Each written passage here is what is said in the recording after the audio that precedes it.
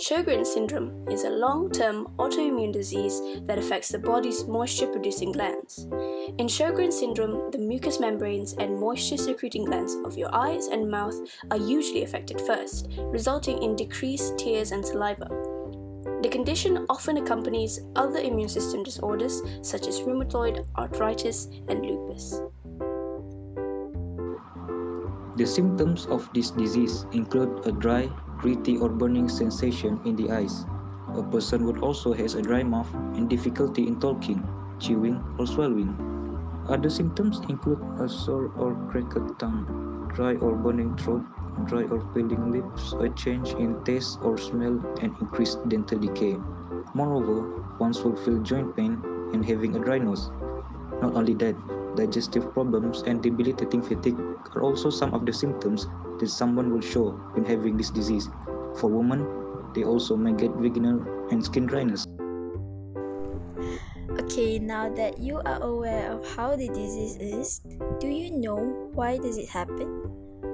While the exact cause is unclear, it is believed to involve a combination of genetics and an environmental trigger such as exposure to a virus or bacteria.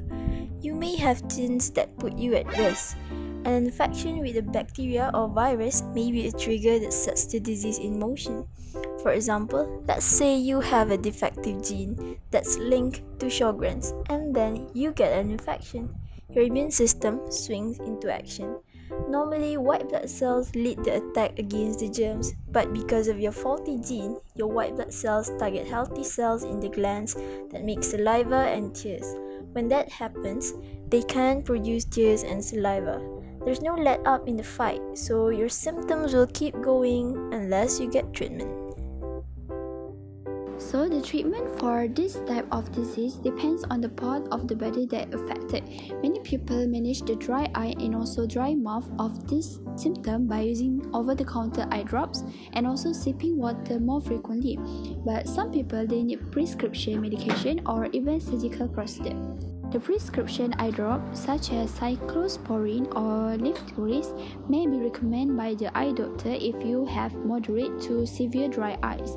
Next, drugs such as pilocarpine and also cevimeline can increase the production of saliva and sometimes tears.